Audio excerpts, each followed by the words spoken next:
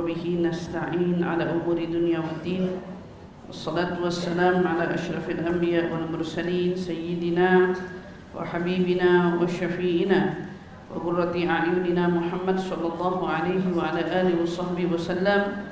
سبحانك لا علم لنا إلا ما علمتنا إنك أنت العليم الحكيم. ربي زدنا علما وارزقنا فهما آمين يا رب العالمين. اللهم إنا نسألك علما لدني والمشرب الصافي الهني يا وهاب يا غني. اللهم إنا نسألك علما لدني والمشرب الصافي الهني يا وهاب يا غني. اللهم إنا نسألك علما لدني والمشرب الصافي الهني يا وهاب يا غني. نويت التعلم والتعليم والنفع والانتفاع والمذاكرة والتذكير والإفادة والاستفادة والحث على التمسك بكتاب الله وسنة رسول الله صلى الله عليه وسلم والدعاء إلى الهدى والدلالة على الخير ابتغاء مرضاته وقربه وثوابه وحسن الخاتمة مع اللطف والعافية والصلاح العاقبة برحمتك يا أرحم الراحمين آمين يا رب العالمين. Alhamdulillah thumma alhamdulillah. Limpahan syukur bersama kita panjatkan kehadirat Allah Subhanahu wa taala yang mengumpulkan kita bersama di pagi hari yang penuh barakah ini kembali bermajlis yang semoga mudah-mudahan semua yang hadir Allah Subhanahu wa taala berikan pemahaman ilmu yang bermanfaat yang insyaallah mudah-mudahan menjadi orang-orang yang salihah yang mudah-mudahan insyaallah dipandang dengan pandangan rahmat dan mudah-mudahan semua apa yang dia harapkan dan dia hajatkan diijabah oleh Allah Subhanahu wa taala. Amin amin ya rabbal alamin. Alhamdulillah. Kembali kita hiasi hari libur kita, katakan hari Sabtu, dengan kemanfaatan, dengan kebaikan. Yang insyaallah mudah-mudahan semua ini membawa kepada kita kebaikan dalam urusan perkara dunia sampai urusan akhirat kita. Lebih-lebih wanita itu dibandingkan dengan pria memang harus lebih banyak kesibukannya wanita. Makanya wanita itu sama Allah dikasih multi talenta, bisa melakukan banyak hal dalam satu waktu. Kenapa? Karena memang perempuan itu nggak boleh nganggur dikit. Kalau nganggur otaknya terus error.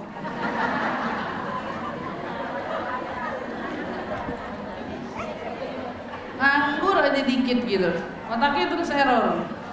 Kok error Ustazah? Iya, karena overthinkingnya perempuan itu lebih daripada laki-laki.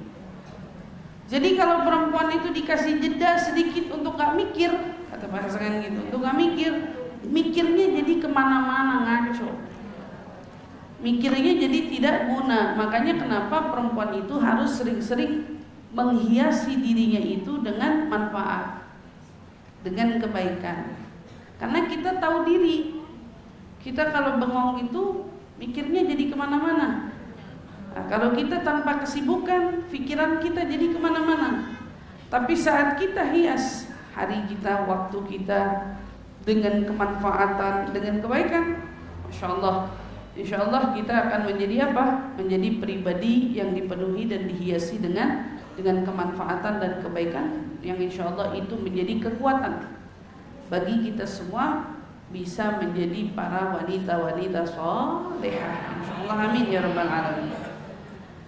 Kalau kita lihat wanita yang elegan, wanita yang begitu sangat memiliki karakter mulia, kamu akan lihat wanita-wanita itu dalam menghadapi masalah, dia itu sangat-sangat mampu mengontrol kemarahannya.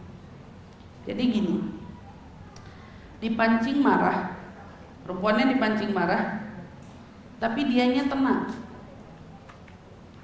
Kata orang bilang, jangan kebanyakan mendem. Kalau mendem nanti frustasi, nanti stres. Mendem sama karakter asli itu beda. Kalau karakter asli seseorang bisa menahan emosi, karakter asli udah belajar, udah menguasai ilmu, dicolek, dikutik, segitu aja. diam, tenang, santun, baik, seperti itu ya. Santun, baik. Orang-orang seperti itu katanya gini, kalau nggak bisa nyaut berarti kamu lemah dong. Kalau kamu nggak bisa ngomong berarti kamu lemah dong. Kalau kamu nggak bisa ngungkap berarti kamu lemah dong. Padahal salah. Perempuan yang sedang mengontrol dirinya, emosinya, dia adalah perempuan yang justru menunjukkan kekuatan yang sesungguhnya. Karena hakikatnya kekuatan perempuan itu, dia itu hakikatnya sangatlah kuat. Berarti perempuan kalau diam itu kuat, asal diamnya nggak dibuat-buat. Kalau diamnya dibuat-buat kan berarti bohong-bohongan. Kesel sama suami, diam, masuk rumah sakit besok. Karena kenapa? Diamnya dibuat-buat. Diamnya dibuat.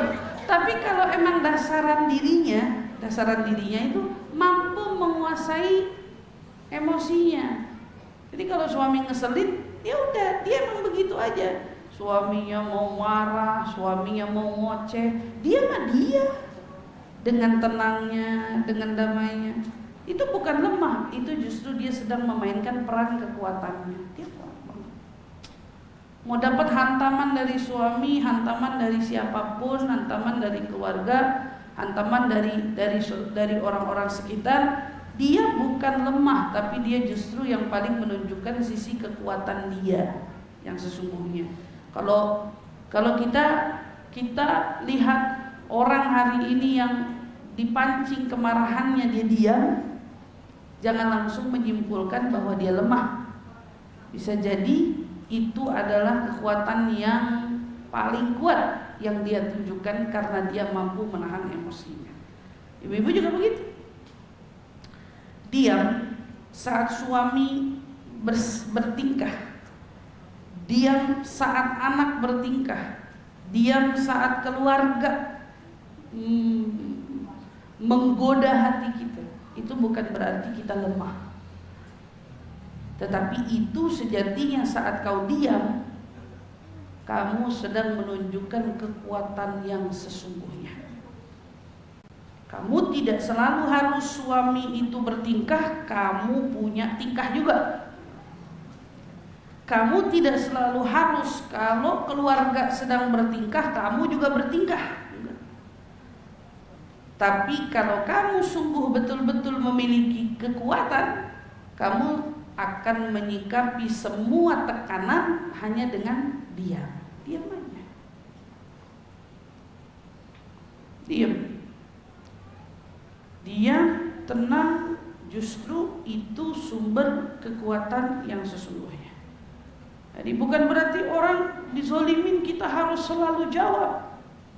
Bukan berarti kalau dizolimin kita harus selalu, kecuali ada yang namanya itu tekanan yang datangnya dalam bentuk pukulan. Nah, di situ kita perlu membenteng diri kita.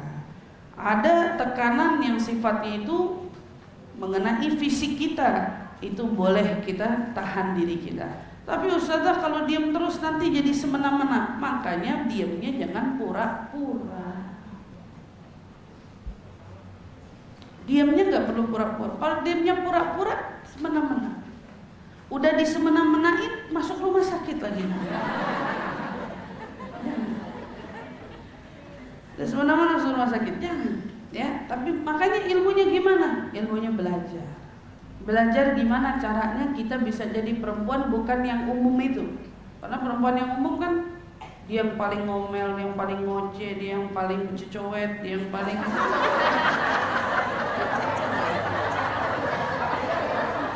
Tapi coba kamu lihat perempuan-perempuan berkelas, bececowet gak mulutnya? Ya perempuan-perempuan yang lagi belajar naik kelas yang bececowet gitu. Tapi kalau sudah perempuannya sudah naik kelas, gak bakal bececowet gitu. Gak ada. Nah kita justru mau belajar menjadi wanita-wanita yang berkelas itu. Bisa gak sih kamu bayangin kalau karakternya Sayyidah Khadijah itu bawel? Bisa gak? Gak bisa. Bisa nggak kamu bayangin karakternya seorang Sayyidah Fatimah itu bawel? Nggak bisa. Karena dia sudah menjadi wanita berkelas itu. Dan dia nggak ada karakter bawelnya sama sekali. Kita mendengar kisah seorang Sayyidah Aisyah, katanya pencemburu, katanya apa. Bisa nggak sih kamu bayangin kalau Sayyidah Aisyah itu bawel? Sayyidah Aisyah nggak bawel, karena cemburunya berkelas. Cemburunya tuh berkelas. Cara cemburunya bukan berantemin suami. Cara cemburunya tuh pakai ilmu. Mau nanya nih, tapi muter pakai ilmu. Gitu. Bukan sesuatu yang sikapnya itu meluap-luap sampai meletus-letus, emosi yang meledak-ledak, nggak ada. Karena semua wanita berkelas itu bisa dikatakan adalah wanita yang paling mampu menunjukkan sisi ketangguhan yang sesungguhnya, kekuatan yang sesungguhnya, yaitu adalah dalam mengontrol dan menguasai emosinya. Dan inilah PR-nya kita sebagai para wanita, belajar untuk terus mengupgrade diri, terus untuk memperbaiki diri, agar kita itu kian hari kian bertambah ilmu, tambah pengetahuan, dan kita tambah mampu dalam menguasai kelemahan diri kita sendiri. Insyaallah, amin ya rabbal alamin. Maka di kesempatan kita hari ini insyaallah kita akan membahas tentang wanita, hubungan dengan keluarga dan kerabat. Yang mana ini yang paling sering menjadi isu. Hubungan wanita, keluarga dan kerabat. Kalau kita lihat, biasanya keumuman tekanan itu memang datang dari kelompok para wanita di tengah keluarga. Ya, kita nikah, masuk dalam satu keluarga, yang paling repot tuh menaklukkan hati para wanita-wanitanya. Iya apa kagak? Yang paling repot tuh kenapa? Karena kalau para pria itu biasanya lebih santai.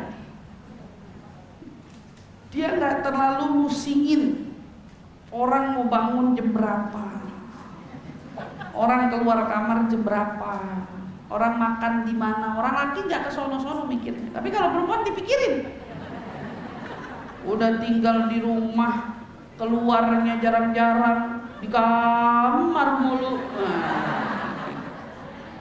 Ke dapur jarang-jarang, giliran waktu makan timbal dipanggil aja, emang dikira rumah kita hotel.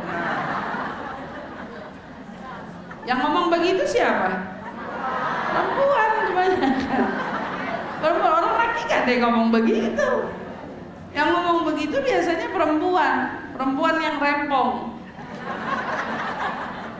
Itu ya, perempuan yang repot. Nah, biasanya kan berarti PR utamanya biasanya menaklukkan hati perempuan, karena biasanya laki-laki itu nggak memperkeruh situasi dengan hal-hal yang sedemikian itu. Enggak, laki-laki nggak kesono-sono, tapi perempuan kadang-kadang kesono-sono. Nah, kita bisa bayangin nggak, tekanan kita dalam hidup biasanya datang dari perempuan, ya. Tapi hidup Nabi kita justru dapat tekanannya dari pria. Karena pria kalau udah ikut campur, luar biasa megelingnya. Karena pria itu kasar. Pria tuh kalau udah ngambil satu sikap, pokoknya gak ada. Mulai hari ini gak ada. Oh, tuh kalau laki-laki tuh gak boleh ngetuk satu palu, keputusannya ila abad. Sampai hari kiamat. Biasanya gitu kalau orang laki ya. Tapi kalau perempuan nggak labil. Perempuan tuh hari ini tapi tahu-tahu besok dikasih hadiah nikah.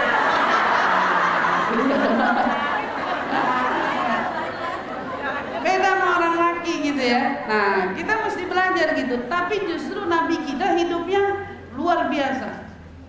Pressure-nya tidak pressure main-main. Ini pressure-nya karena yang rempong laki-laki. yang mana sikapnya itu kalau diambil arogan. Pada saat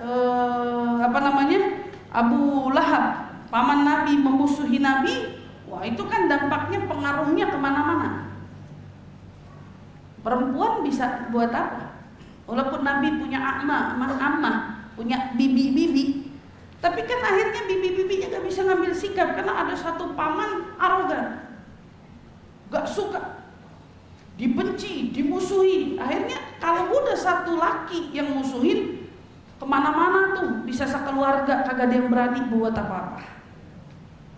Gitu, satu keluarga gak berani berbuat apa-apa gara-gara ada satu sosok laki-laki yang mungkin anggaplah dihormati, disegani, dia yang punya masalah sama keluarga satu itu. Wah udah deh, yang lainnya bisa ikut-ikut, walaupun nggak punya kesal, nggak punya apa, bisa ikut-ikut, nggak boikot, ikut nggak ikut ngomong, ikut nggak nengok, ikut dan seterusnya. Dan kita di sini sama-sama saling membayangkan. Kalau kita biasanya dapat tekanan itu hanya seputar perempuan, ya itu biasa. Berarti kalau levelnya masih rempong-rempong perempuan, ya udah itu mah ya. Tinggal besok bawain tomat sekilo, telur sekilo, gitu, isi dapurnya, lama-lama baik Bu. Tapi misalnya orang laki ini kadang kalau sudah kena ego, waduh. Ego itu meruntuhin egonya pria luar biasa sulitnya. Ibu aja sampai akhir abad punya suami gak bisa ngeruntuhin ego suami. Makanya saya selalu bilang, punya suami ngarep dia minta maaf, mimpi.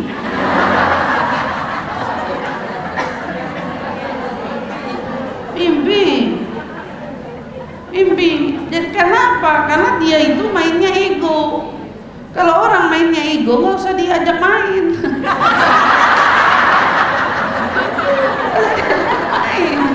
Ya udah begitu aja. Jadi nggak usah ditungguin kapan dia minta maaf, kapan dia minta maaf. Nggak bakal minta maaf. Nggak bakal minta maaf. Kalau ngadepin main ego, jangan ajak main. Gitu, jangan menempatkan posisi kamu bermain dengan yang semacam itu. Nggak ada, ya udah, kalaupun dia salah, udah salah aja. Cukup kita yang tahu salah dia, bukan berarti dia salah terus selalu yang kita jadikan yang kapan minta maafnya. Gitu. Nggak penting minta maafnya, nggak penting. Udah bilang aja, pura-pura ngomong sama diri. Nih bantal, nih handphone, bilang. Dia pura-pura minta maaf sama kita. Atau kamu begitu nikah langsung rekam suara dia, ngomong, maafin saya ya kalau saya punya salah. Rekam aja tuh ya, mau dari nikah sampai sekarang juga boleh. Gak ada ribut, gak ada apa, suara dia rekam. Ngomong, tulis Bu. Ibu kalau lagi kesal sama dia, pengennya dia ngomong apa, sudah dia ngomong, tulis. Terus ibu rekam. Besok kalau ada masalah, berantem sama dia, puter aja rekamannya. Karena kan yang penting itu ibu denger kata maafnya. Gak usah dari dia, rekamannya aja puter. Dengerin hati kita. Toh juga dia minta maaf, gak minta maaf, kita maafin juga. Iya bang enggak? Iya. Jadi kalau mau minta istilahnya cuman buat nenangin hati, ngasih tahu diri kalau kamu habis misalnya disakiti, dia minta maaf, cukup putar suaranya. Putar aja suaranya. Itu tips dari saya. Tips dari saya, besok yang punya masalah kayak gitu nggak usah nunggu minta maaf. Karena dia biasanya udah berganti hari aja, ini hari baru, jadi nggak ada hari kemarin. Cuman kalau perempuan,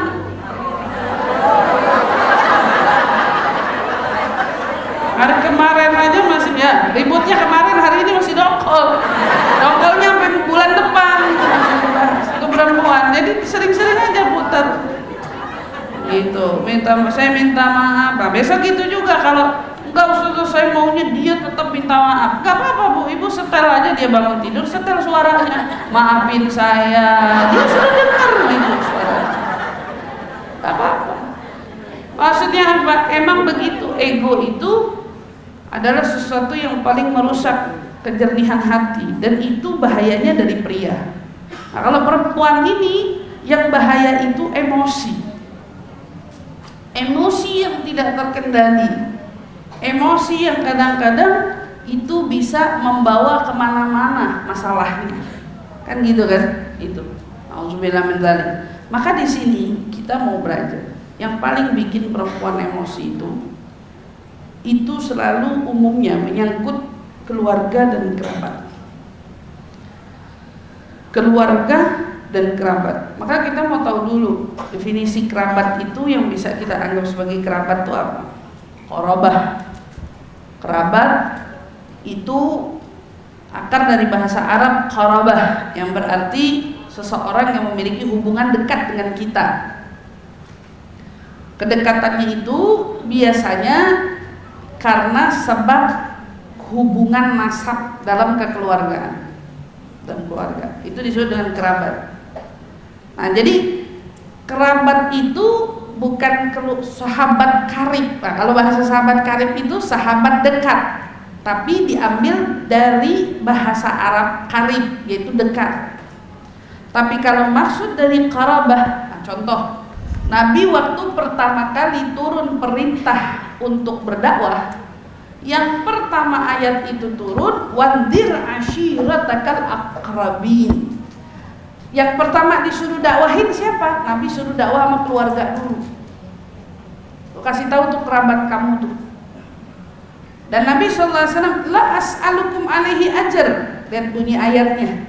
Saya tidak minta imbalan apapun, kata Allah kan melalui ayatnya untuk Nabi sampaikan kepada kita, la as'alukum alaihi ajar illal mawaddah fil qurba.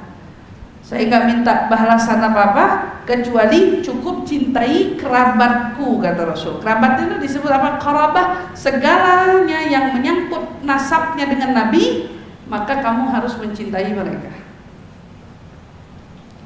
Kamu harus, itu kan ayatnya jelas. Nah, ini qurba atau qarabah, diambil dari kata kerabat. Berarti ini adalah seseorang yang hubungannya perlu kita jaga. Kerabat, ada kerabat dekat, ada kerabat jauh. Selagi masih nempel kerabat, maka dia adalah yang perlu kita jaga jalinan hubungannya. Jalinan hubungannya. Maka jalinan kekerabatan pertama yang perlu kita jaga. Kenapa? Karena menjalin hubungan baik dengan kerabat atau dengan keluarga itu adalah salah satu bentuk tuntunan dari Islam. Islam itu luar biasa. Kalau kamu lihat hari ini, agama yang paling menjunjung keturunan, nasab, kekerabatan, keluarga itu adalah Islam. Yang lain itu kayak nggak kenal. Apalagi subhanallah, saya sangat apresiasi ya, apalagi itu Indonesia. Ya, pertama Arab dulu. Arab tuh kalau sama baninya dia gitu, itu luar biasa gitu. Dia lebih fanatik, lebih membela. Nah, ternyata Indonesia juga gitu tuh. Encing-encang siapa semua itu, pokoknya apapun yang masih ada segitu, ada aja sangkutan dari jauh samping mana, itu kaitan buat mereka Indonesia. Tapi di tempat lain, kalau kamu lihat, itu gak sebegitunya. Kadang adik-beradik aja bisa tinggalnya itu di tempat yang sangat berjauhan, dan kadang-kadang ketemunya aja istilahnya tidak setahun sekali, 2 tahun sekali juga enggak. Itu bisa bertahun-tahun lama gak ketemu. Apalagi kalau itu tentang non-muslim. Apalagi tentang non-muslim. Tapi Islam tidak. Islam menuntun kita untuk penting menjaga hubungan dengan kerabat. dengan ramah, dengan hangat, kita harus jaga. Karena ini agama. Jadi kenapa tuh kita penting mengorangkan keluarga kita, penting yang namanya itu sedikit lebih memprioritaskan keluarga kita atau kerabat kita. Kenapa? Karena memang Islam menuntun kita untuk seperti itu. Islam menuntun kita untuk seperti itu. Jadi emang keluarga tuh emang diminta untuk tidak acuh. Masih ada hubungan sangkutan keluarga, ahlan wa sahlan. Toh nyatanya, ibaratnya setelah kita punya hubungan nasab yang dekat gitu ya, toh nyatanya seluruh umat manusia ini bisa dibilang kerabat kita karena kita satu moyang, gitu kan? Satu nenek moyang dari Nabi Adam sampai kita semua bisa beranak pinak begini. Jadi Sayyidatuna Ummuna Hawa sampai beranak pinak manusia sebanyak ini. Maka coba kita lihat daripada firman Allah Subhanahu wa taala yang berbunyi, ya ayyuhan nasu taqu rabbakumul ladzi khalaqakum min nafsin wahidah wa khalaqa minha zawjaha wa batha minhuma rijalan katsiran wa nisaa'a wattaqullaha alladzi tasaaluna bihi wal arham innallaha kana 'alaikum raqiba. Pada ayat ini, hai manusia, bertakwalah kamu kepada Allah yang menciptakan kamu dari yang satu, min nafsi wahidah. Kita diciptain dari nafsi wahid. Satu Adam, satu Nabi Adam ini. Maka bisa membuat beranak pinak keturunan sampai sebanyak ini. Ini kan salah satu tanda kekuasaan Allah, bahwa hanya dengan satu jiwa Allah mampu menciptakan jiwa-jiwa lainnya dari min nafsi wahidah. Wa ja'ala, setelah itu wa khalaqa minha zawjaha. Habis Allah ciptain Nabi Adam, dari situ pun Allah menciptakan pasangannya. Makanya kadang-kadang kita yang pada lagi nyari pasangan suka dikaitin apa? Pasangan kita tulang rusuk kita. Si laki-laki kan bilangnya gitu, lagi nyari tulang rusuknya hilang. Ketemu karena kita tulang rusuk yang bengkok itu. Hadisnya kan gitu. Katanya si pria nyari mana tulang rusuknya. Ada tulang rusuk, si perempuan ini tulang rusuk bengkok. Kan gitu hadisnya kan, tulang rusuk. Tapi bilang tulang rusuknya bengkok. Tulang rusuknya bengkok. Dari dia ada sesuatu yang tidak, kalau kita bilang nggak sempurna. Kesempurnaannya hanya bila dipadukan dengan kita. Begitu kita masuk, sempurna dia. Kita juga gitu, kita nyari di mana sisanya untuk menyempurnakan, adanya di dia gitu. Makanya Allah ciptakan berpasangan. Pasangan Sayyidatuna Hawa diciptain dari Nabi Adam. Gitu, ciptainnya dari Nabi Adam. Dari keduanya Allah mengembangbiakkan, Masya Allah, laki dan perempuan yang banyak. Rijalan katsiran wa nisaa. Laki perempuan beranak pinak terus. Dari situ apa kata Allah? Wattaqullaha alladzi tasaaluna bihi wal arham. Allah mengaitkan dalam memelihara hubungan kekeluargaan itu dengan takwa. Jadi orang makin baik hubungannya dengan keluarga sama dengan makin baik ketakwaannya kepada Allah. Makin minim hubungannya baik dengan keluarga sama dengan makin minim ketakwaannya kepada Allah. Karena kita harus paham bahwa kedudukan keluarga itu Allah sandingkan hubungannya itu dengan perintah takwa kepadanya. Jadi Bu, dari sini kita paham, innallaha kana 'alaikum raqiba. Allah Maha mengawasi dan Allah Maha menjaga. Allah jagain kita, Allah ngawasin kita. Maka ingat, hal yang pertama yang harus dibina oleh para wanita dari hubungan keluarga dan kerabat adalah dengan menjalin hubungan dengan mereka. Jalin hubungan kita dengan kerabat. Rasul Shallallahu Alaihi Wasallam bersabda, coba nih bayangin, man sarrahu an yubsaqalahu fi rizqihi wa yunsa'alahu fi athari falyasil rahimah. Ini kata Nabi, barang siapa yang ingin dilapangkan rezekinya, dipanjangkan umurnya, maka hendaknya menyambung tali silaturahmi. Menyambung tali silaturahmi. Berarti dari hadis ini kita bisa impulin satu hal, kenapa orang belakangan ini kesusahan sama rezeki? Kenapa nyari rezeki tapi bisa dibilang jauh dari kata berkah? Semuanya serba kurang.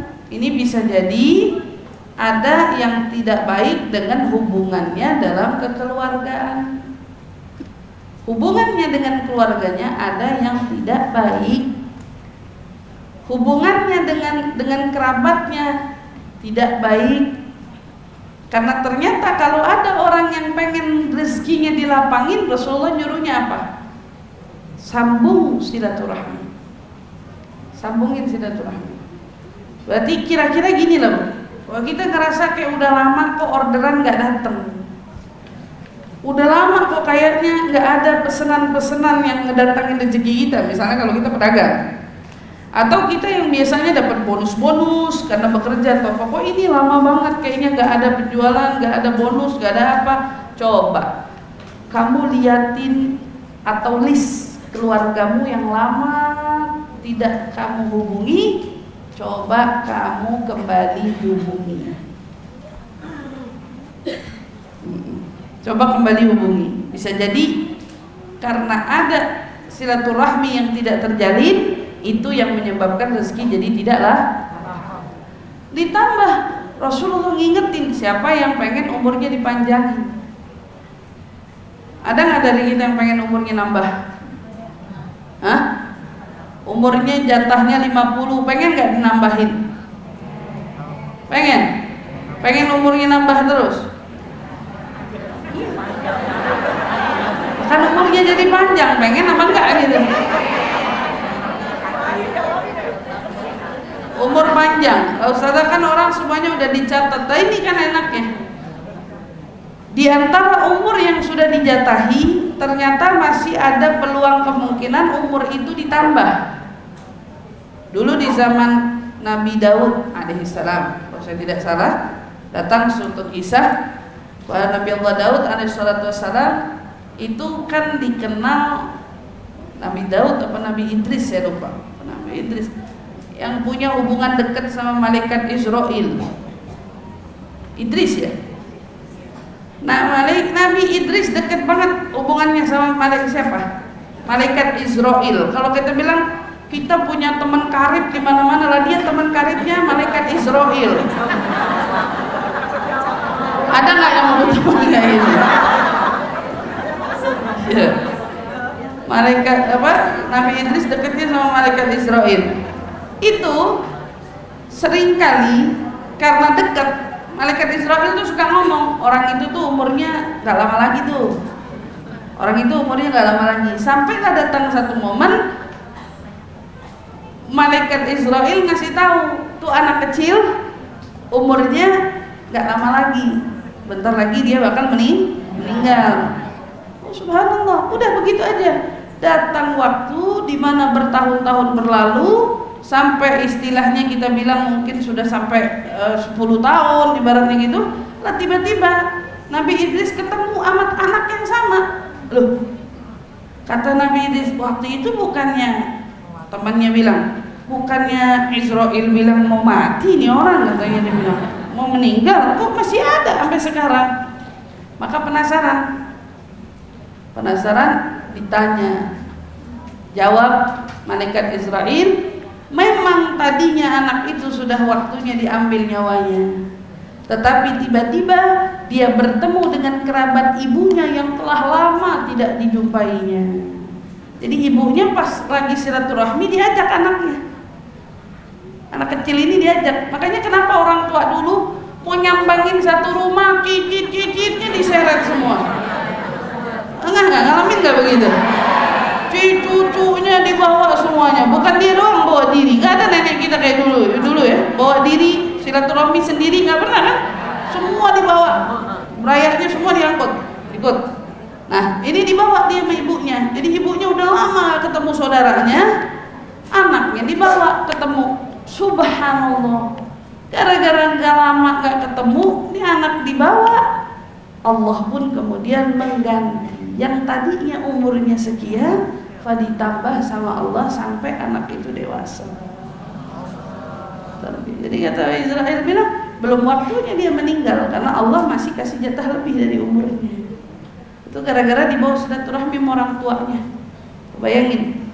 Jadi siapa yang pengen, kata Rasulullah, diberi lapang rezekinya, dipanjangkan umurnya, maka hendaknya menyambung tali silaturahmi. Tali silaturahminya sambung sama keluarga, terutama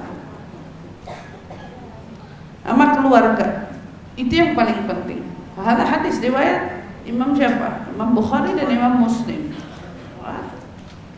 Wa Nabi sallallahu alaihi wasallam bersabda, bahayanya diantara kita kalau sampai menganggap silaturahmi itu nggak penting. Menyambung hubungan sama saudara nggak penting, apalagi di era sekarang. Ya Allah, sepupu kurang kenal, ya kan? Sepupu kurang kenal, bibi-bibi, wah di mana nggak tahu, jarang. Apalagi anak-anak sekarang, gitu ya. Hubungan itu tidak betul-betul terjalin dengan baik.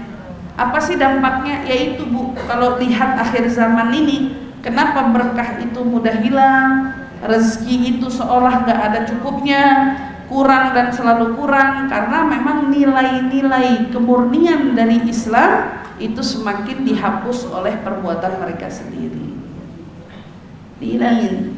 Nah kita balik lagi ke ajaran Rasul, ayo hidupin lagi. Rasulullah beri pesan, la yadkhulul jannah qati'ur rahim, tidak akan masuk surga. Itu hadisnya jelas, kalimatnya bukan lagi kalimat yang gimana, tapi langsung to the point, la yadkhulul jannah, tidak akan masuk surga qati'ur rahim, yang memutus hubungan kekerabatan, qati'ur rahim, mutusin tali silaturahmi. Berarti mutusinnya dengan apa? Bisa mutusinnya dengan apa? Tidak harus selalu ribut. Mutusin itu tidak selalu harus ribut. Mutusin itu lama kagak ada kontak. Kalau lama nggak ada kontak aja disarankan untuk tidak dilakukan, apalagi kalau mutusinnya karena berantem. Nauzubillah. Karena memang padahal rumahnya nggak jauh, rumahnya dekat, tapi memang apa? Mutusin silaturahmi, nggak mau. Ogah. Kadang-kadang sampai ke kalimat najis. Kira-kira itu najisnya bokol aja apa najis yang mana? Ada kata-kata begitu, najis, nggak ada begitu. Nauzubillah, nggak tahu belajar dari mana. Itu belajar dari hawa nafsu, itu belajar dari ego. Nggak boleh kita begitu. Yang harus kita jaga apa?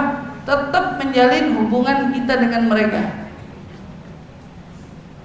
Jangan sampai kita tergolong orang yang mutusin tali silaturahmi itu.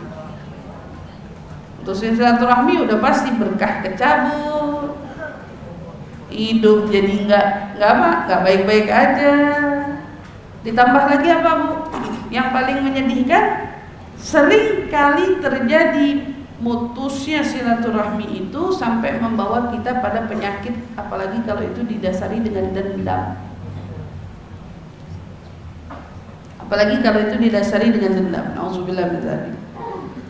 Kadang-kadang sedih melihat ada orang yang sampai mutusin silaturahminya bahkan langsung ya sama orang tua. Orang tua, anak yang nggak mau hubungin orang tuanya lagi. Nauzubillah. Kalau orang tua yang nggak mau hubungin anak kayaknya jarang, nggak ada itu. Tapi kadang-kadang anak yang nggak tersinggung, marah, kecewa, pergi sampai mutusin, kesel karena ada kesalahan mungkin dari orang tua yang diperbuat, malah dia yang marahnya pergi sampai nggak mau punya hubungan sama orang tua. Hidupnya pasti nggak akan baik-baik aja. Macem-macem, nah, itu kalau dibahas bisa kemana-mana. Kok bisa kena penyakit ini, bisa kena penyakit itu? Oh ya ternyata usupnya usut. Oh gara-gara ada hubungan dengan siapa? Dengan keluarga. Jujur nih, saya belum lama bertemu dengan seseorang. Ada orang yang berkeluh kesah sama saya terkait penyakit. Dia ada sakit pokoknya. Waktu dia ngomong, "Ustazah doain dong, saya sakit, saya udah berobat ke sini, tapi sakit saya belum juga sembuh," gitu ya. Doain ikhtiar saya begini. Saya tanya, masih ada orang tua? Alhamdulillah masih ada satu. Bapak udah nggak ada, ibu masih ada, gitu ya. Oh masya Allah ya. Terus ngobrol-ngobrol lah panjang lebar. Karena saya tahu salah satu penyakit dia nih arahnya kenapa, gara-gara apa gitu. Walhasil sampailah saya tanya, bagaimana hubunganmu dengan ibumu? Baik Ustazah, alhamdulillah. Oh, sama ibu baik, alhamdulillah. Lalu dengan saudara ibumu bagaimana? Waktu saya tanya begitu, dia kaget. Kenapa Ustazah tanya hubungan saya sama tante saya? Loh iya, saya tanya, gimana hubungan kamu sama tante kamu, saudara ibumu? Yang saya tanya. Memang saya sudah 5 tahun gak tegur sapa, karena saya sakit hati sama ucapan dia. Saya tersinggung sama ucapan dia, saya kecewa sama ucapan dia. Kata-katanya terlalu menyakitkan bagi saya. Sudah 5 tahun nggak ngajak ngomong tantenya itu, dan ternyata milih begitu aja tuh, nggak ngajak ngomong si tante. Itu sakitnya nggak bebas itu. Ada sakit yang nggak baik-baik disebabkan karena itu. Saya bilang, coba belajar maafin, belajar maafin kesalahan orang tua kita. Biar gimana juga kan, ya, walaupun dia tidak melahirkan kita, setidaknya dia ada hubungan dengan orang tua kita. Yang itu jadinya apa? Jadinya kerabat kita. Sekarang kita kalau melihat perjuangan sahabat Nabi luar biasa, tapi begitu kita dengar paman Nabi perjuangannya, Sayyidina Hamzah, ada yang lebih spesial kan? Kenapa? Karena dia paman Nabi gitu. Sama Bu, dalam hidup kita punya orang-orang yang kita agungkan, tapi begitu kita tahu ini bibi saya, ini paman saya, itu sesuatu. Jadi yang dianggap, kan ini paman doang, ini kan cuma tante doang, jadi nggak harus juga kali lebay-lebayan. Ini bukan lebay, bukan, tapi menjaga hubungan itu tetap dianjurkan. Karena apalagi kalau sampai itu kita simpan kemarahan, ya, simpan tuh kemarahan, udah, yang rugi siapa? Kita. Bukan orang yang kita diemin itu, yang kita diemin maka gak rugi apa-apa. Tapi kita yang bersikap itu, yang ngediemin, yang milih gak mau ngomong, gak mau tegur sapa, gak mau apa, yang rugi kita.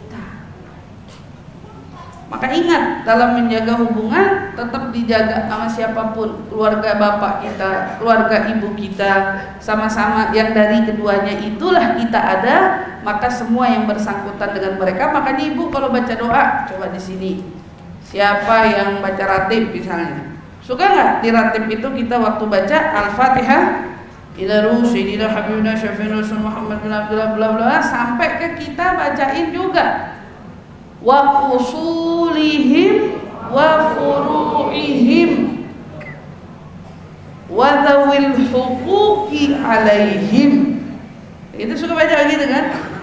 usulnya kita, asal usul kita, nenek moyang kita, wa furu'ihim, cabang mereka, cabang-cabang dari bapak kita, emak kita semua nih, termasuk diri, wa furu'ihim wa dzawil huquq, dan semua yang mana nama tersebut itu memiliki hak untuk menyambung apapun tali kerabat dan lain sebagainya, kita doain mereka semua.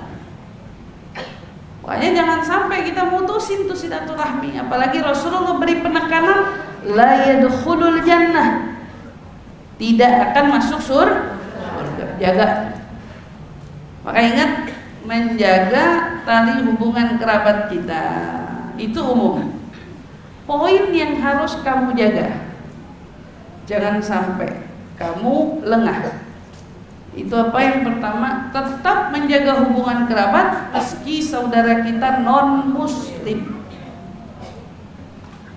Kitanya mualaf misalnya, punya ibu bapak non muslim, atau saudara belum muslim, atau siapa keluarga besar belum muslim. Lagi mana itu menyikapi saudara-saudara kita yang terbilang tidak muslim? Apa kita harus tetap menyambung hubungan dengan mereka atau kita tidak menyambung? Jawabannya apa? Tetap harus menyambung meski mereka itu non muslim. Sahabat datang mengadu, ya Rasulullah, saya punya orang tua belum masuk Islam, apa yang harus saya lakukan? Kata Rasulullah, tetaplah kamu berbuat baik kepada mereka walaupun mereka non muslim. Artinya anak, walaupun orang tuanya itu, bayangin aja ya, non muslim aja, dia tetap harus menjalankan baktinya kepada orang tua. Lah apalagi muslim, hanya karena kelengahan dan kemaksiatan. Gak boleh kita kurang ajar sama dia. Orang tua kita misalnya naudzubillah, dia melakukan kesalahan, kemaksiatan, sebagai seorang anak itu adalah ujian kita. Gak boleh kita melirik atau menengok kepada dosa-dosanya. Yang cukup kita lihat statusnya, dia orang tua kita. Jadi status agamanya gak perlu dilirik. Yang cukup dilirik, dia orang tua, dia bibi saya, dia saudara saya, dia itu aja yang cukup dilirik. Kita tetap harus menjalin komunikasi yang baik. Nah kadang-kadang suka ada pertanyaan gini, Ustazah saya punya saudara, dia non muslim, dia mualaf. Kadang-kadang kalau lagi datang perayaan-perayaan agamanya mereka, kumpul keluarga, apa yang harus saya lakukan gitu? Ya gitu ya. Iya. Pada saat dia dengan ritual-ritualnya, kamu gak usah ikut kumpul. Begitu duduk kumpul makan-makannya, datang mau nyolin muka. Oh iya. Kamu dalam Islam clear ya, gak boleh ngikut ritual apapun. Gak ada. Yang kamu perlu jaga hanya silaturahmi. Jadi kalau seumpamanya mereka kumpul, mereka terus ada apa-apa dulu, biarin dia ngapa-ngapain dulu dah. Kita datang udah akhir, tinggal makan, ketemu apa kabar, tanpa nyala-nyalahin sikap-sikap mereka. Boleh. Tapi sikap kita tetap harus baik sama mereka. Gak boleh kita punya sikap, dia bukan Islam. Gak ada begitu-begitu. Islam itu ngajarinnya sangat-sangat luar biasa. Hubungan silaturahmi tetap harus dijaga walaupun mereka bukan muslim. Walaupun mereka bukan muslim, berarti nggak ada alasannya besok. Kenapa kamu nggak pernah nengok-nengokin itu keluargamu? Oh, dia bukan orang Islam. Nggak boleh ya. Yang non muslim aja hubungannya tetap harus dijaga, apalagi yang muslim. Kemudian setelah itu apa yang harus dijaga lagi? Memahami konteks silaturahmi itu dengan luas. Karena banyak orang tuh mikir silaturahmi itu hanya melalui tatap muka. Berarti silaturahmi itu berarti datang. Silaturahmi itu nyamper. Orang kan ada masing-masing beda-beda ya mahamin. Nah, sebetulnya yang disebut dengan silaturahmi itu gimana? Silaturahmi itu pahamin hubungan itu dengan luas. Kita tuh bisa bersilaturahmi melalui, apalagi hari ini, ada telepon, betul kan? Ada komunikasi by phone, kita bisa apa kabar. Nggak phone, ada teks, kita bisa ngechat, apa kabar, ini bahasa kurang lebih, apa kabar tante, lama nggak kelihatan, sehat, anak sehat, si ini sehat, om sehat, tanya ya, cuman sapaan kecil begitu aja, itu punya arti silaturahmi. Berarti silaturahmi itu kemana aja ngilang, nggak pernah mampir, makanya dia suka nyindir orang begitu. Iya, nyindir orang nggak pernah mampir. Saya kan pernah ngasih tahu ya, kalau kita itu punya keluarga, biasanya kan lebaranan itu yang rumah yang tua yang paling pengen didatengin. Betul apa enggak? Kita jadi manusia tuh jangan terlalu kaku. Mentang-mentang kita tua, kita yang harus didatengin. Walaupun itu tata krama, itu adab. Tua didatengin duluan, itu udah adab. Tapi bukan berarti yang tua merasa tidak perlu datengin yang muda. Kan yang tua kita. Ini sombong. Ini ego. Dulu tuh sampai ditengahin ya. Kalau kamu itu tua, yang muda datang ke yang tua ngambil berkah, kan gitu, ngambil berkah. Yuk yang muda-muda datengin rumah saudaramu yang tua itu, datengin, sambangin, minta berkahnya. Masya Allah, kita punya saudara tua yang kita perlu hormati, kita jaga, kita sambung silaturahmi gitu ya. Tetapi kalau kamu yang tua, terus kamu punya adik, ini kamu yang tua, adikmu di bawah 5, sempit banget silaturahmi kalau cuman ngedatengin yang tua doang. Terus yang tua gak punya kewajiban. Sama, yang tua juga punya kewajiban. Kalau tua datang ke rumah yang muda, maka yang tua itu ngasih berkah kepada anak muda rumahnya yang didatangi olehnya. Berarti kalau yang muda datang ke yang tua, minta barokah, minta. Begitu yang tua datang ke yang muda, ngasih berkah, nggak pakai diminta lagi, istilahnya ngasih berkah.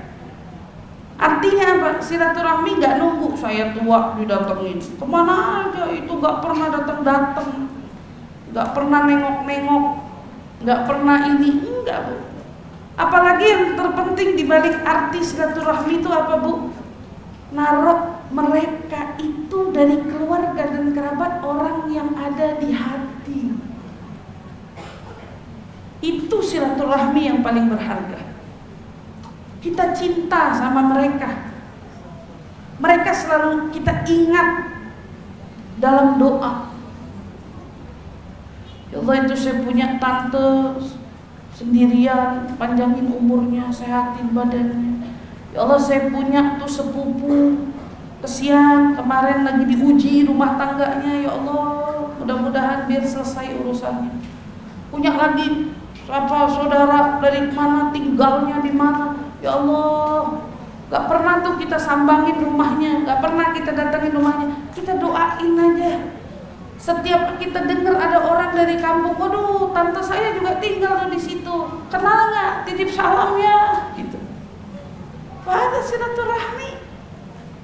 Maka ngertiin kata silaturahmi itu nggak harus kayak wah silaturahmi. Silaturahmi itu macam-macam.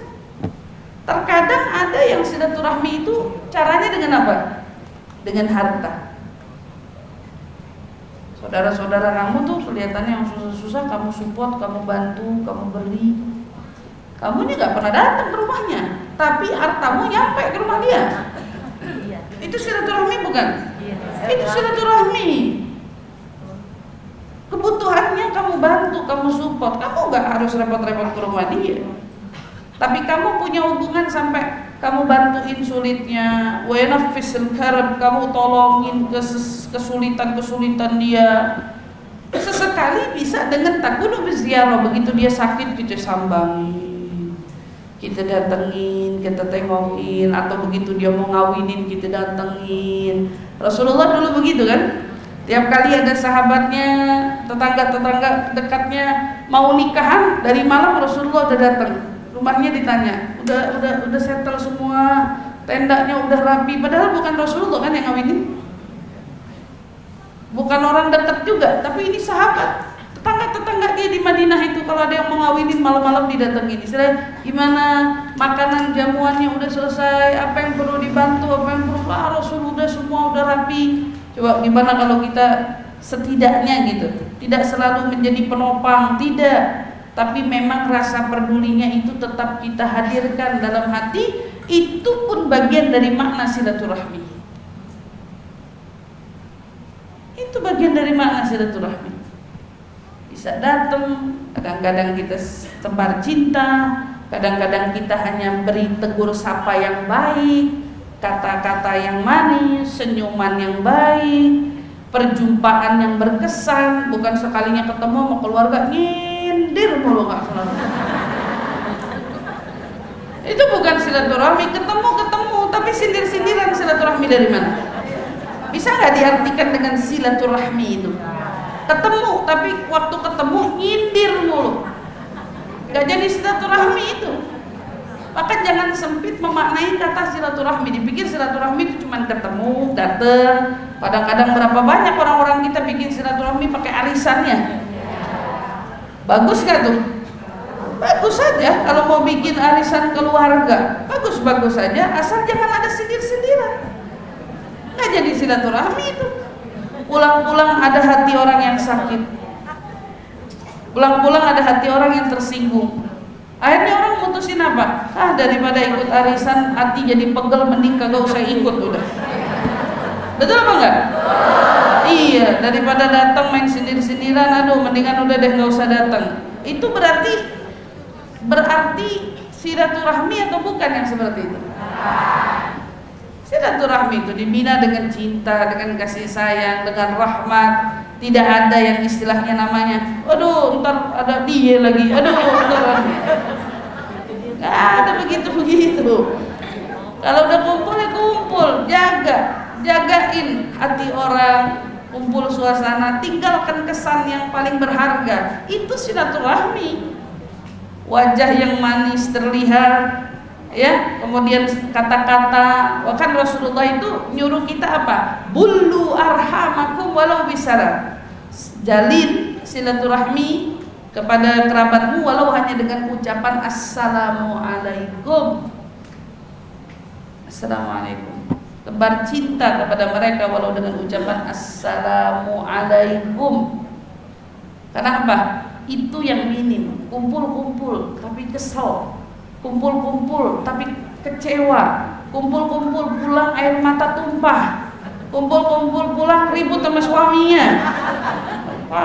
Saya tuh ketemu sama kakak kamu tadi di sana, ngomongnya nyindir-nyindir, gak suka aku sama dia. Makanya jangan begitu. Kalau kumpul, dalam kumpul silaturahmi, lagi kumpul bersama keluarga, nggak boleh ada sindir-sindiran. Tidak boleh ada hal yang menyudutkan. Tidak boleh ada hal yang saling menjatuhkan, nggak boleh. Semuanya harus berbaur dengan penuh kecintaan dan kasih sayang. Membaur bersama. Tegur sapa, tanya kabar, lama nggak ketemu, kemana aja, gimana, udah sampai mana kerjaan. Jangan main nyindir-nyindir urusan pencapaian, kesuksesan, keberhasilan. Makanya dulu Al-Habib Anis, Allah yarhamuh, Solo, ya, beliau pernah bilang gini, kalau lagi kumpul sama keluarga, ini contoh, mau keluarga mau temen dah, misalnya lagi kumpul, jangan pernah tuh suka cerita-cerita tentang anakmu. Alhamdulillah, anak saya sekarang udah ini, udah itu, udah segala macam. Nah di situ ada yang punya anak, anaknya bengong-bengong di rumah. Gimana perasaannya? Enak gak? Jangan suka ngalem anak di depan orang. Jangan suka ngalem cucu di depan orang. Alhamdulillah cucu kita mah lucu-lucu. Tadi kira itu di mata nenek yang lain cucunya gak lucu gitu. anak. Kalau kata Habib Anis bilang, kamu puji anakmu, kamu puji cucumu, karena itu kenikmatan Allah kasih di matamu, di hatimu, dan itu juga dirasakan oleh mereka yang punya anak dan punya cucu. Sama-sama ngerasain anaknya yang paling hebat. Mereka ngerasain sama-sama cucunya yang paling lucu. Jadi ya udah, kalau ketemu orang langsung, ya Allah, iya, cucu kita lucu banget. Anak kita Masya Allah. Ngapain? Ada orang nanya, gimana anak sekarang? Udah kerja di mana? Doain aja, alhamdulillah. Dia bu sampai di situ. Alhamdulillah, masih digali juga. Kerja di mana?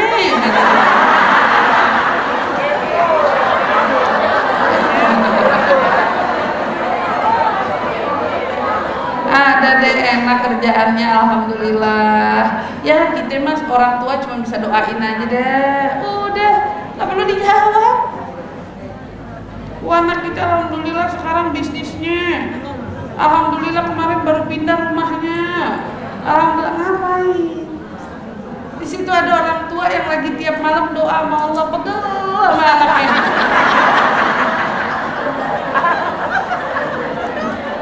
Pernah nggak tuh dipikirin perasaan orang gitu? Pikirin perasaan orang gitu. Habib Anis bilang, jangan pernah sebut-sebut kelebihan anakmu di hadapan orang tua anak orang. Nggak usah. Udah, anakmu punya kelebihan, itu nikmat yang Allah kasih buat kamu, bukan nikmatnya orang. Kan gitu. Jadi gak usah cerita-cerita, kalau nggak penting cerita sama orang. Alhamdulillah, anak kita kemarin baru menang lari. Ini misal prestasi. Alhamdulillah, anak kita kemarin habis apa? Lomba renang menang. Anak kita habis ini, nggak perlu. Itu nggak perlu. Itu adalah kepuasan hatimu yang dikasih sama Allah. Soalnya kita kan bangga sama anak, kesian sama anaknya dia. Kesian sama hatinya tuh orang tua. Kamu aja kalau denger cerita orang nih, orang cerita sama kamu dan alhamdulillah anak kita mah ya Allah, tahu tuh anak Masya Allah banget, gak pernah ngegelin, gak pernah nyusahin, tiap malam pijitin kita, tiap malam kelonin kita, tiap malam. Ibu sambil bayangin muka anak ibu gak? Coba anak ibu bayangin gak? Bayangin kan? Bayangin bu, ibu langsung ngebayangin anak pulang-pulang nyampe ketemu anak bilang, pulang-pulang nyampe ketemu anak bilang, nak, mama tadi ketemu temen mama nak. Si itu tuh kamu kenal kan nak? Gitu. Oh iya kenal. Itu anak temen mama nak. Ya Allah, sama mamahnya luar biasa. Katanya tuh tiap malam mamanya dipijitin, tiap malam mamanya dikelonin, tiap malam Allah itu kalau disuruh kata maknya kagak ada kata begitu, sambil ngomong, coba anak mama yang begitu ya. Anak ibu bilang, mama pentingnya cerita sama aku apa? Tapi jadi pertanyaan kan, kenapa kita sampai segitunya merasa penting menyampaikan pesan itu sama anak kita? Berarti kan kita abis denger cerita dia, kita pengen anak kita begitu. Betul apa enggak? Padahal yang Allah kasih sama kamu di anak kamu itu enggak ada di anak orang. Kesenangan yang Allah kasih dengan hadirnya anak kamu di dunia ini, tidak Allah beri kesenangan itu kepada orang. Jadi ngapain pengen nikmatnya orang? Ngapain? Mendingan kita puasin diri kita menikmat yang kita punya. Anak kita. Tapi namanya juga kepengen ustazah, ya Allah, ngadepin anak kita dengan model yang kayak begitu. Makanya bandingin jangan yang lebih enak, coba bandingin sama yang lebih megelin.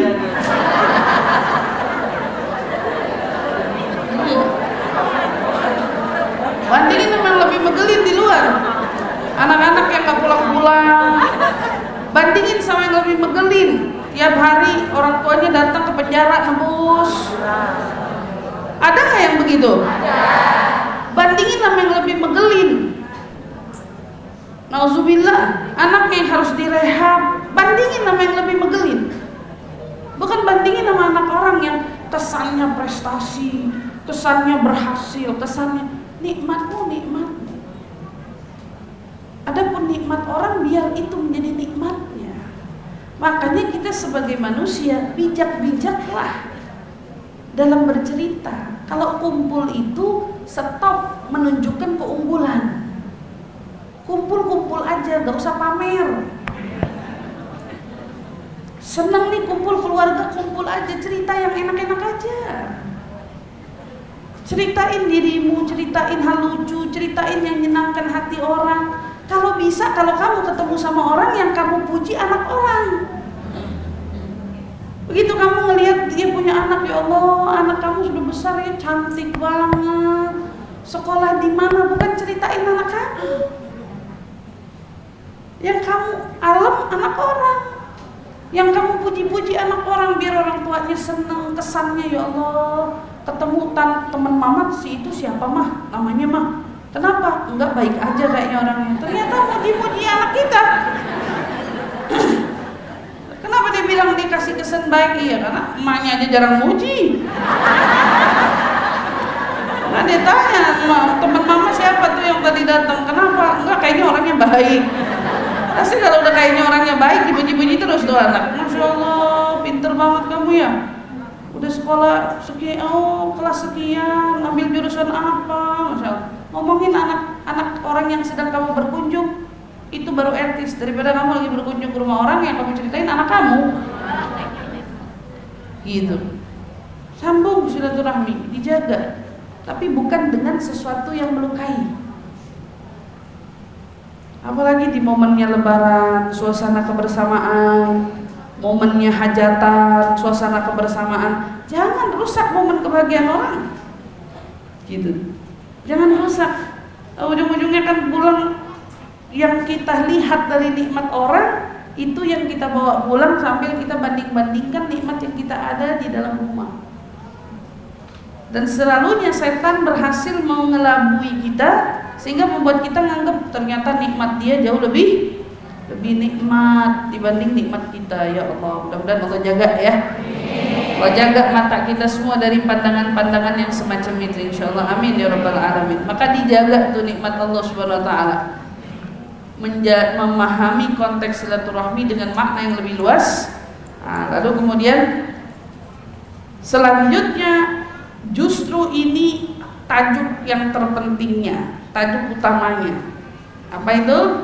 Menjalin kembali hubungan yang terputus. Hubungan justru yang diputus. Itu ada double yang ya. Yangnya hapus. Menjalin kembali hubungan yang terputus.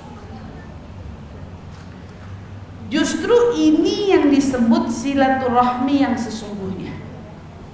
Saat kita melihat ada wajah masam, tapi kita bisa datangi dengan senyum.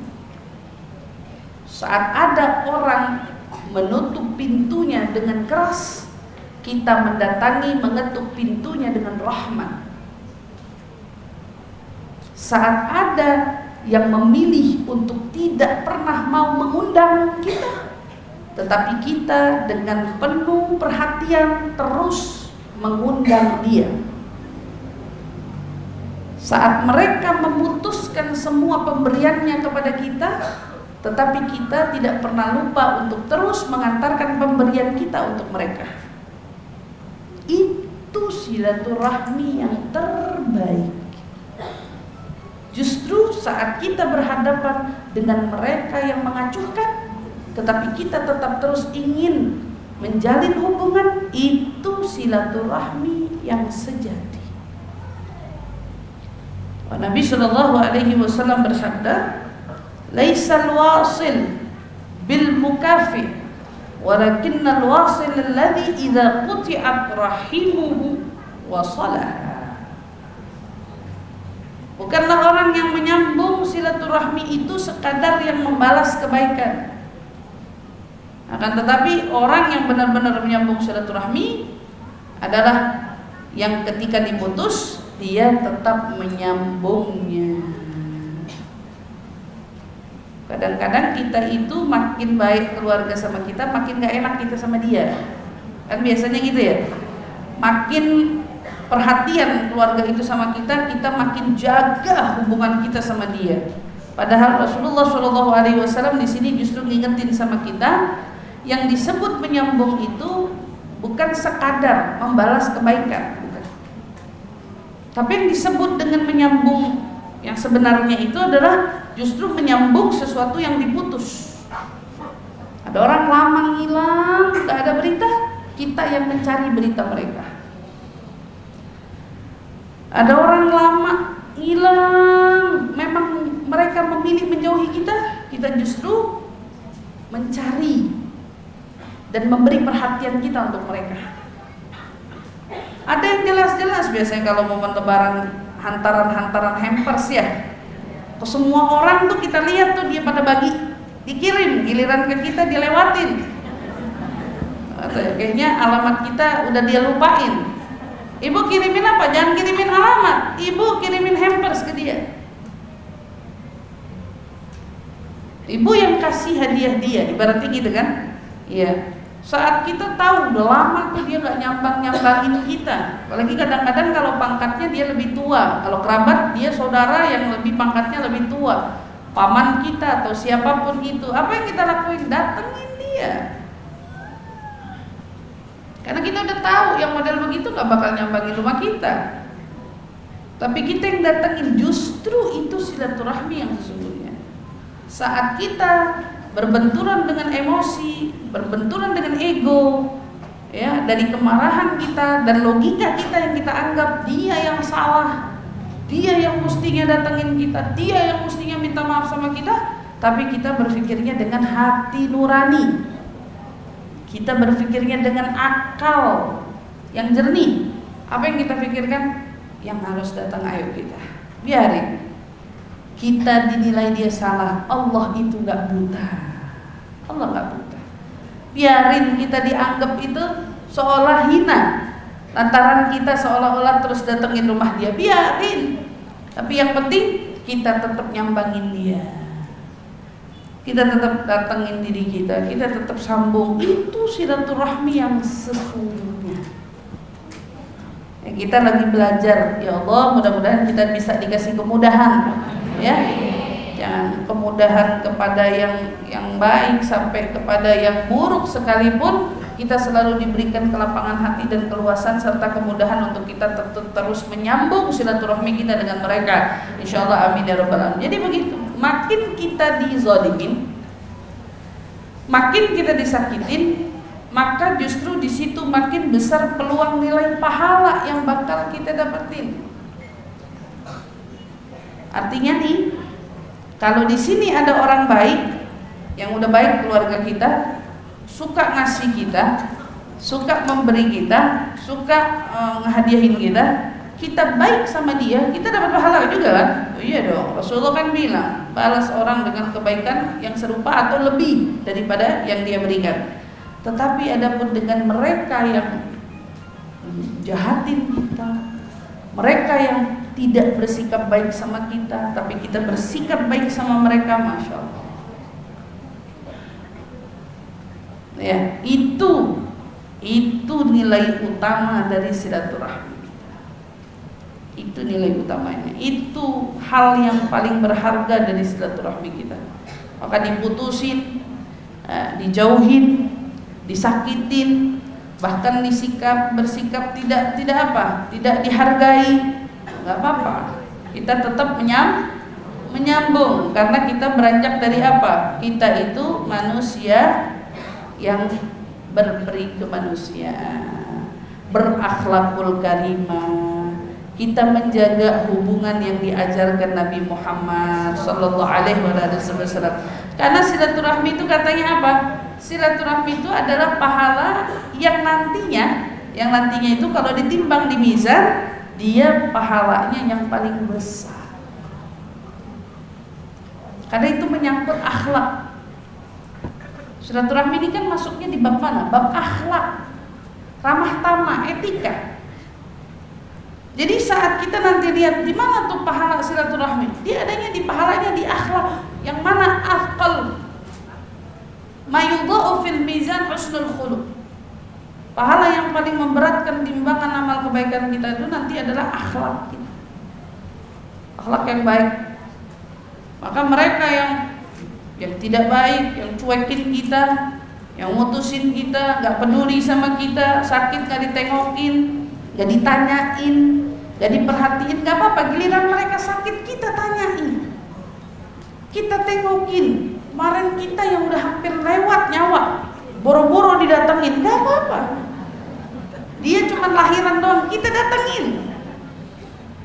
Kita sakit udah sampai masuk ICU, dia sakit cuma oksigen doang, gara-gara sesak napas, gak bisa napas doang, asam lambung.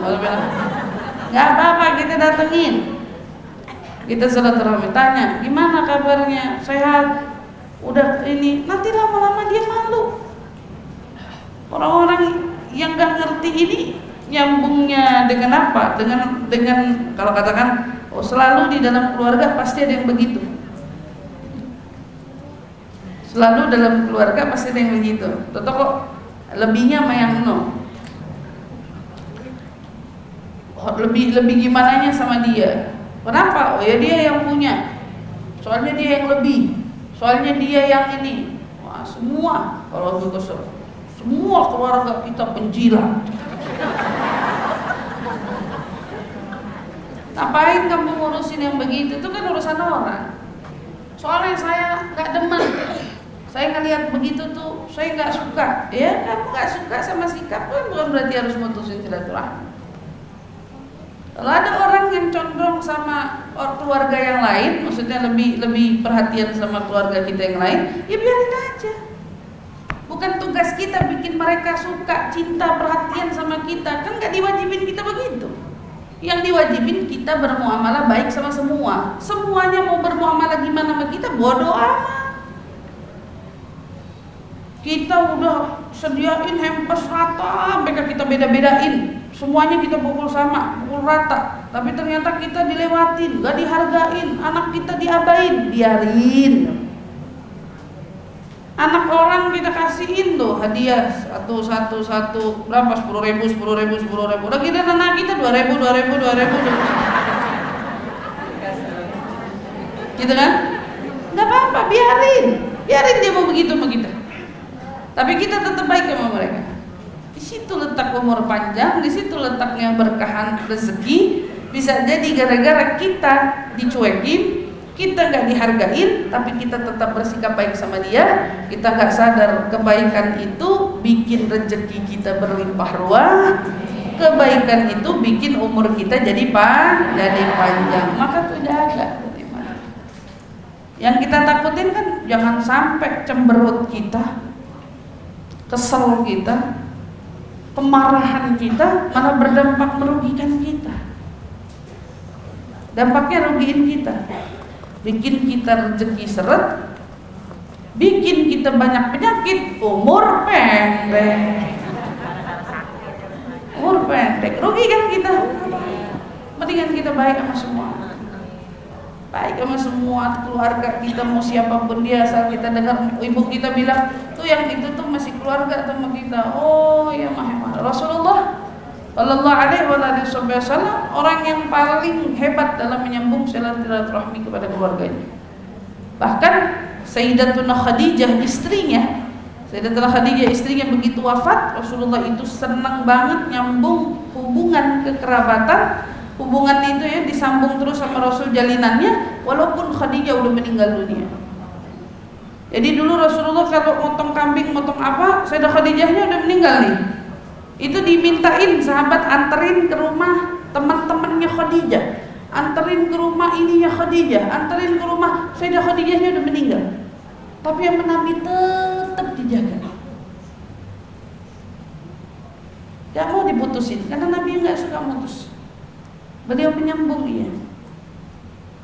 Nah, penutup daripada hadis Nabi Sallallahu Alaihi Wasallam yang mengingatkan kepada kita, ingat baik-baik, ar-rahim mu'allaqatun bil 'arsy. Taqul man wasalani wasalahu Allah wa man qata'ani qata'ahu Allah. Rahim, hubungan kekerabatan itu bergantung pada arasy Allah. Yang disebut tali silaturahmi itu dia bergantungan dengan arasy Allah. Maka silaturahmi ini bilang, barang siapa yang menyambungku, maka Allah akan menyambungnya. Tapi barang siapa yang memutuskanku, maka Allah akan memutuskannya. Dalam hadis qudsi yang lain Allah katakan, aku ambil kata rahim dari namaku. Man wasalani wasaltu. Siapa yang menyambung silaturahmi berarti menyambung hubungan denganku. Dan barang siapa yang memutuskan tali silaturahmi berarti dia memutuskan hubungannya denganku, kata Allah. Denganku. Maka kita jaga saat kita menyambung hubungan dengan kerabat dan keluarga, kita bukan sedang menyambung hubungan dengan mereka saja, tetapi sejatinya kita menyambung hubungan kita dengan Allah. Makanya silaturahmi itu berkaitan dengan takwa. Tapi barang siapa yang memutuskan, itu bukan lagi mutusin sama dia, tapi yang kita putusin hubungan kita dengan Allah. Hubungan kita dengan Allah, betapa ruginya. Hanya karena kemarahan kita dengan seseorang, tapi membuat kita rusak memiliki hubungan dengan Allah. Makanya Allah bilang, saya maafin semua dosa hambaku kecuali dosa dia yang bersangkutan dengan orang lain. Artinya Allah itu rahmat betul, tapi kalau udah menyangkut orang lain, Allah nggak ikut campur. Selesain sendiri, urus sendiri, atasi sendiri, minta pengampunannya sendiri, itu kan. Kalau kita punya salah, kita datangin Allah, Allah maafin kita sekejap mata. Hanya dengan istighfar kita yang tulus, permohonan maaf kita yang sungguh-sungguh, Allah maafin kita, tapi tidak dengan manusia. Adapun manusia Allah bilang datang sendiri, minta maaf sendiri, minta ridhonya sendiri. Kalau di dunia tidak kita lakukan, toh di akhirat juga bakal kita hadapi. Di akhirat bakal kita hadapi, bakal ditanya. Allah begitu berhadapan dengan yang menagih janji, menagih hutang, menagih tuntutan, atau Allah selesaikan sendiri. Maunya gimana? Itu urusan sendiri. Nanti ada yang saya mau kebaikannya ya Allah, dikasih kebaikannya. Ada yang ngerasa dosanya terlalu banyak, saya mau keburukan saya pindah ke dia ya Allah. Jadi negosiasinya nanti langsung berhadapan dengan Allah. Kalau kita bisa milih, mendingan ngadepin orang susah di sini daripada ngadepin orang di sana.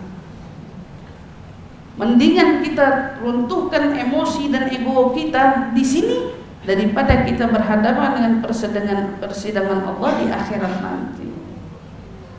Jadi selesai urusan-urusan kita sama manusia, urusan-urusan kita dengan mereka, agar kita bisa selamat, agar kita bisa dijaga, dan kita semua bisa tetap menyambung tali keluarga dan kerabat kita dengan mereka, agar kita tidak tergolong orang-orang yang memutuskan jalinan tali silaturahmi. Allah maka dijaga. Ya, dalam doa sebetulnya kita sudah banyak betul menghadirkan para keluarga kita. Tetapi yang perlu sekarang kita pelajari, hadirkan mereka juga di hati kita. Semua keluarga tubuh katakan saya menyayangi mereka. Dalam doa yang kita panjatkan kepada Allah Subhanahu wa taala saat kita mohon ampun, ya Allah ampuni dosa-dosaku, dosa keluargaku, ya, dosa orang tuaku, dosa ibu bapakku, dosa saudara-saudaraku, adik-beradikku, kakakku, adikku, sepupuku, keponakanku. Wah, banyak banget Ustaz saya. Emang begitu orang baik. Orang baik jiwa sosialnya pedulinya tinggi. Orang baik pedulinya dalam beristighfar memohonkan ampun kepada segenap keluarga tinggi. Emang begitu. Nah, kalau mau nafsi-nafsi di dunia, ya udah apalagi nanti lebih lagi siap nafsi-nafsi naudzubillah di akhirat. Padahal kan keluarga nanti saling nguntungin. Nguntungin apa? Kalau ada satu keluarga kita alim, gara-gara satu keluarga alim ini bisa bawoyong semua keluarganya masuk surga bareng-bareng. Itu gara-gara satu keluarga alim. Satu keluarga ada anaknya hafal Quran tuh bisa ngeboyong 40 dari keluarganya masuk surga. Terus Terus kalau kebayang nggak mau diboyong, dia nih yang dulu megelin, lewatin aja dah.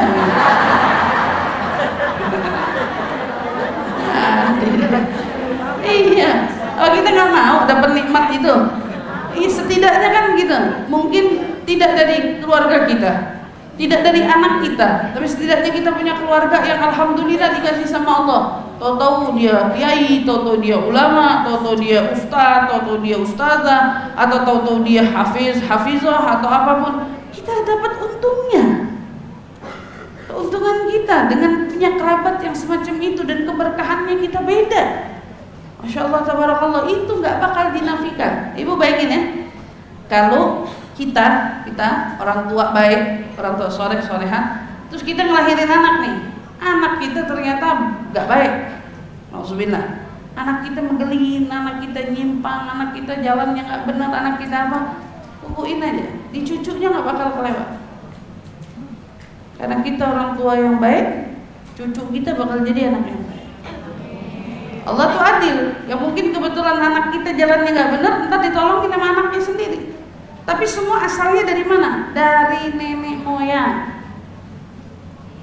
Jadi kalau kita orang tua, ingat, jadi orang tua yang baik. Karena itu akan turun. Jadi kita yang ke bawah, kalau bahasa kasarnya nggak akan lari gitu ke atas. Gitu.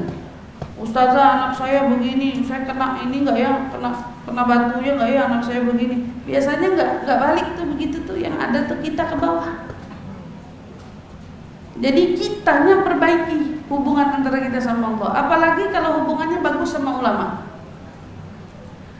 Biasanya orang tua yang sama ulama itu, masya Allah luar biasa gitu ya. Itu biasanya akan mendapati anak-anak, keturunan, cucu yang nantinya akan jadi ulama juga. Itu di dalam kitab Ta'lim ada seorang anak yang luar biasa kecerdasannya, padahal orang tuanya biasa-biasa aja. Orang tuanya bukan ulama, orang tuanya orang biasa, orang apa, tapi orang tuanya nggak boleh ngelihat ulama dibawain hadiah, nggak boleh ngelihat ulama dianterin makanan, gak boleh ketemu ulama, setiap nganterin makanan, setiap bawain hadiah, dia bilang gini, doain anak saya, Habib doain anak saya, Kiai doain anak saya, Ustadz doain anak saya, Ustadzah doain anak saya, kan gitu. Oh pasti setidaknya kan, walaupun cuma numpang lewat dari kata lisannya ulama itu, mudah-mudahan anak menjadi anak yang solehah, anakmu yang begini, itu gak bakal gak keijabah. Jadi pada saat seorang ulama nemuin ada anak yang cerdas banget hafalannya, dia tanya, bapakmu siapa? Kok kamu bisa segini hebatnya? Ada seorang ulama bilang, ayahku bukan siapa-siapa, tapi ayahku banyak menolong ulama. Ayahku cinta pada ulama, ayahku cinta dan dekat dengan para ulama, sehingga Allah akramani, Allah pun memuliakan aku menjadi ulama. Jadi ulama, sambung. Jangan sampai ada siapapun dari kita yang justru putus dari silaturahmi karena urusannya kita memutus hubungan kita dengan Allah. Nauzubillah min dzalik. Nasallallahu salam wal afiyah. Mudah-mudahan Allah jaga kita semua. Semoga kita semua dapat menjadi para wanita-wanita salehah, wanita yang berharga, wanita yang bijaksana, wanita yang dipenuhi dengan kekuatan yang sesungguhnya, kekuatan yang datang dari hatinya, kekuatan yang insya Allah dapat membuat dia menguasai emosi dan kemarahannya, sampai membuat dia menjadi orang yang paling mampu menjaga jalinan hubungannya dengan keluarganya, insya Allah. Amin, amin ya rabbal alamin. Semoga Allah pelihara kita semua dan Allah pelihara seluruh ahli keluarga kita. Ya mudah-mudahan insya Allah pelihara mereka, dipanjangkan umurnya, disehatkan badannya. Dan semua keluarga kita yang telah berpulang ke rahmatullah ya Rabb, semoga Allah ampunkan dosa-dosanya, Allah luaskan kubur mereka dan jadikan kubur mereka raudhatan min riyadhil jannah. Walidina walidikum wa amwatana wa amwatikum wa amwatul muslimin, khusus almarhumah Fatimah Fadhil al-Amri, almarhum Muhammad bin Sa'id Awad Martak, wa usuli wa furu'ihim min at-tasabili ajma'in. Ala hadhihi niyyah wa ala kulli niyyatin salihah jami'ah syamila ila hadratin nabi. Al-Fatihah.